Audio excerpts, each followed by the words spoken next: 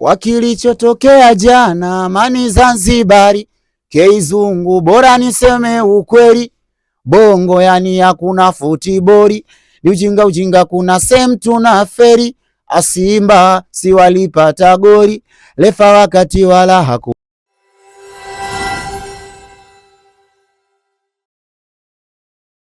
It's a big time today. Nimekutana na Keizungu, mmoja kati ya mtu ambaye sasa hivi take over kinoma noma kwenye mitandao ya kijamii. Tunafahamu namna ambavyo clip zake kule Instagram, TikTok and all that, namna ambavyo zinaenda viral kinoma noma. Leo nimemchimbia kabisa maskani kwake hapa studio, sehemu ambapo wanapika zile beats na tunaona namna ambavyo midundo inadundika kinoma noma.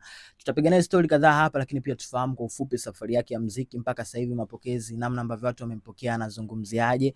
Kwa hiyo unachotakiwa kukifanya wewe subscribe hapo kwenye YouTube channel yetu ili upate update zote za Kinyamwezi. Zungu, inakuaje? Fresh bro. Bana, uko poa? Poa kabisa. Mimi nimefurahi sana kukuona kaka. Mimi pia nimefurahi sana. Bana, umepoa? Kawaida tu. Kinyamwezi. Ndio bro. Bana, imekuwa ni wakati mzuri sana. By the way, simu zimekuwa zikiita sana kutafuta interview tuzungumze mawili matatu, lakini pia wewe mwenyewe umekuwa busy sana. Namna ambavyo pia unaniambia bana, leo nipo huku. Inadhihirisha namna ambavyo ndani ya hizi siku mbili hizi watu wamekupokea na sasa hivi umeenda viral kinoma noma. Haya mapokezi kwenye mitandao ya kijamii na namna ambavyo watu wanatengeneza engagement kubwa kwako, wewe unazungumziaje? Mapokezi ni mazuri sana na watu jinsi wanavyonifuatilia, mimi ndo najisikia vizuri na kuongeza bidii ya kufanya kazi yangu kwa ufanisi.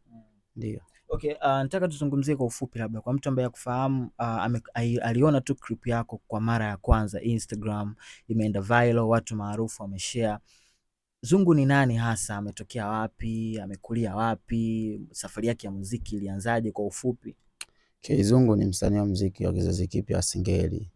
Mimi nimetokea Tanga, wilayani Muheza. Nilianza harakati zangu za muziki wa Singeli.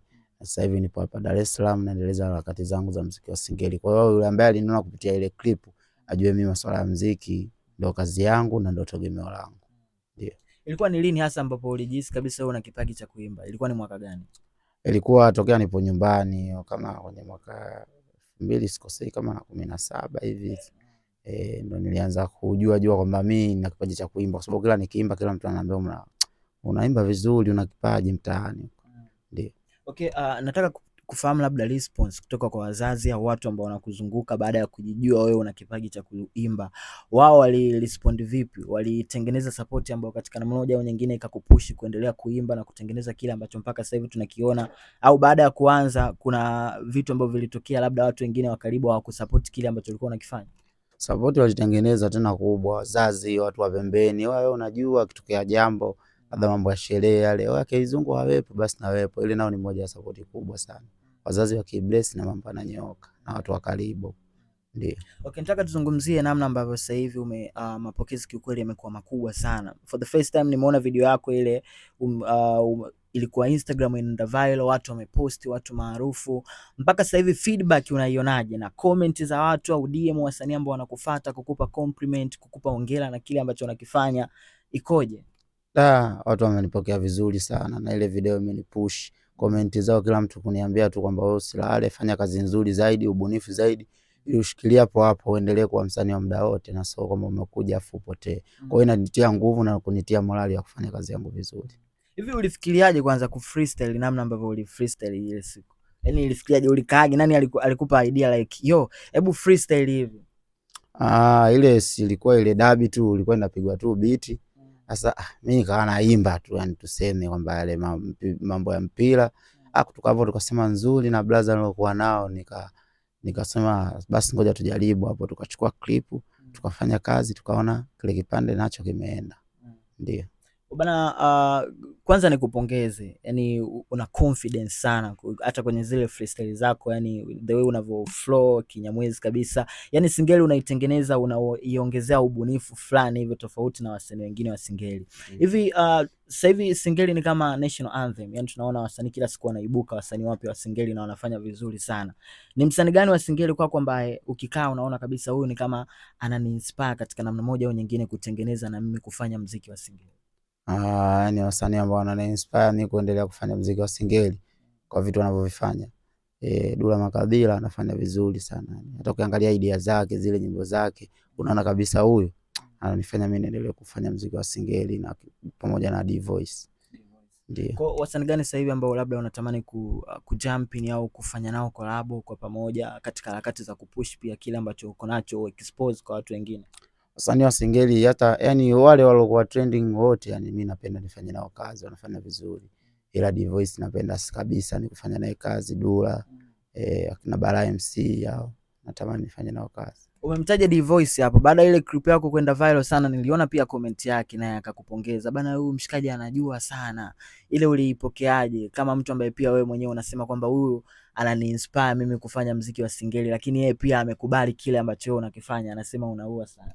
Yule mimi nimefurahi sana kwa sababu mtu ambaye una ndoto ya kufanya naye kazi akija kisifia kazi yako, unaona basi ipo siku ata bless nitafanya naye kazi. Na imenitia morali, imeniongezea nguvu yani ya kufanya kazi zaidi na zaidi. Tuseme imenifurahisha sana comment yake.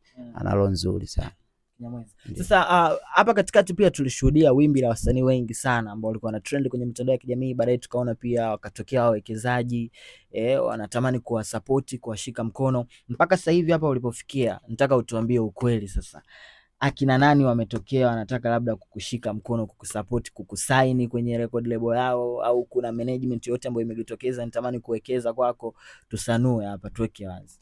Mimi mwenyewe nipo kwenye management ya Singeli Movement. Nasimamiwa na meneja wangu Abbas. Kwa hiyo mtu hata akinitafuta mimi namwambia. Kwanza unakutaka mtu akiangalia tu kwenye bio yangu Instagram kashaona kwamba nipo chini ya usimamizi fulani. Kwa hiyo mtu akishaona vile labda aseme tu yeye atake atoe support, lakini mimi nipo kwenye management. Kusema kunitafuta watu wengine hamna lonitafuta. Ndio. Kwa hiyo kitokea labda record label nyingine kubwa inatamani kuwekeza, kuongeza, kupush hizi harakati ambazo unazifanya, uko tayari au still bado mikataba yako ambayo hiyo record label yako au usimamizi wako ambao uko nao sasa hivi bado inakubana?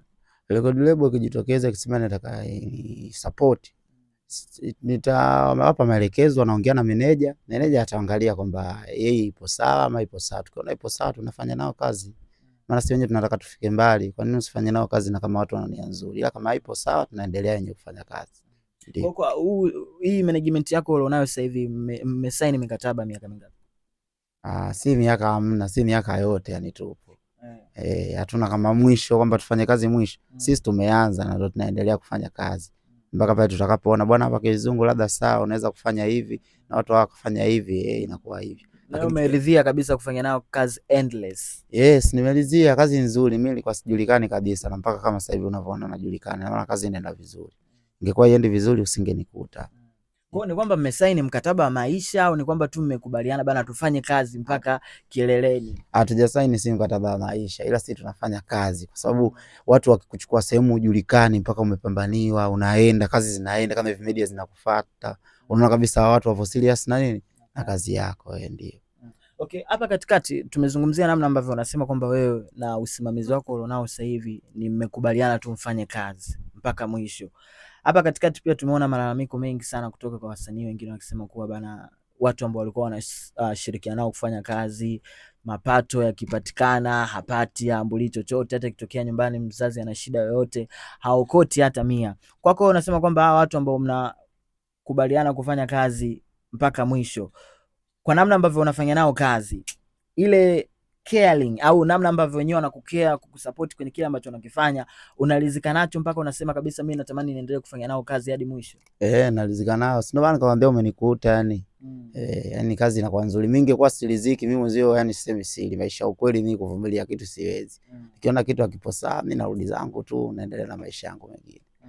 Ina maana mpaka umenikuta hapa ujue mambo yanaenda fresh. Lakini kitu chochote kizuri ujue kuna changamoto pia ambazo zinajitokeza katika namna moja au nyingine kwenye namna ambavyo unafanya nao kazi. Kuna vitu gani hasa ambavyo waga mara nyingine vinatengeneza sintofahamu baina yako wewe na usimamizi wako ambao unakusimamia kwenye muziki? Kazi haijawahi kukosa changamoto, kila kazi ina changamoto. Labda unaweza siku ukaenda jukwani ukaona leo nimeperform vibaya nini, lazima utaambiwa leo Kizungu umezingua, lakini unakuta vitu hivyo tunavirekebisha tu. Hivi sasa hivi mtu akitaka labda Zungu, mimi nataka leo ka perform kwenye party yangu yoyote au na hafla yangu nimeandaa tafrija utokee, inabidi niandae kiasi gani cha pesa?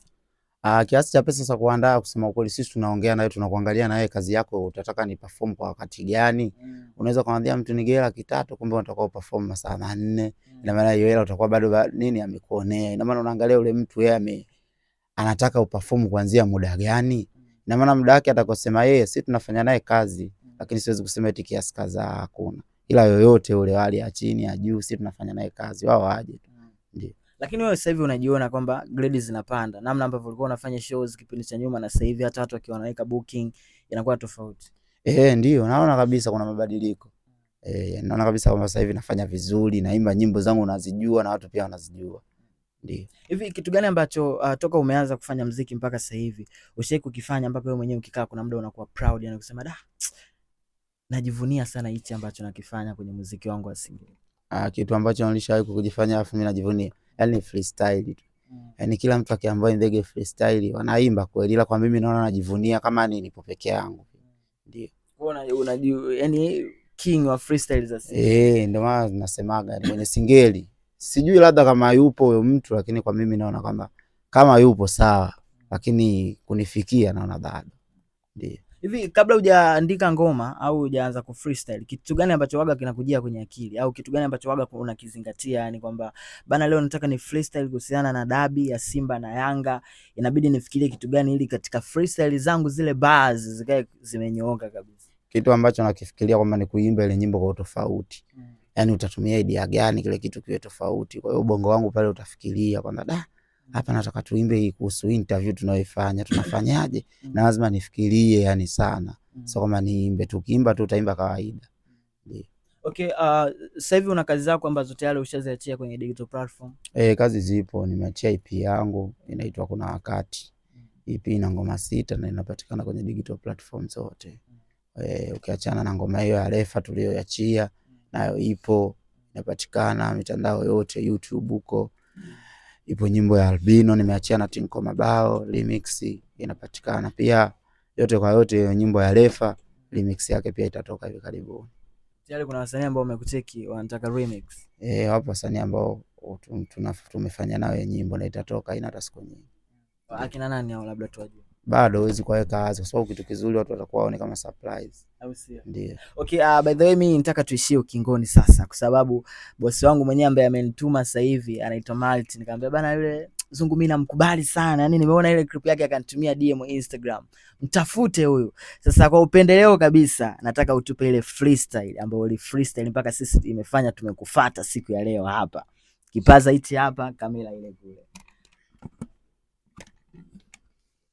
Kwa kilichotokea jana Amani Zanzibari, K-Zungu bora niseme ukweli, bongo yani hakuna futibori, ni ujinga kuna same tuna feri, Asimba si walipata goli, Refa wakati wala hakulikata, ila mshika kibendera likalili, na lile goli la Simba kalikata, eti na ndo maana mnyama nalia na Refa, o jamani Simba nalia na Refa, oya mode ujana nalia Refa, jamani wana Simba nalia na Refa, yani vurugu kitimtimu bongo mnatukata stimu, yani badala ya soka si umekuwa wenda azimu, yani umekuwa ujinga shida kwa masimu, alivyoingia akafunga goli akapiga bichwa mwalimu, mimi nabaki nalia maumivu wa Tanzania, jumbe unakufikia we si ndo rais Karia. Yes, wala. Bana umetisha sana. Sasa jimalize hapo, Instagram unapatikanaje? Watu wakitamani kukutafuta labda wanakupataje hivyo?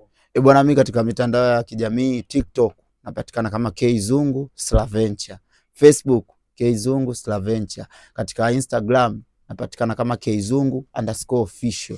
Fika YouTube kule, subscribe YouTube channel yangu kwa jina la K-Zungu tu.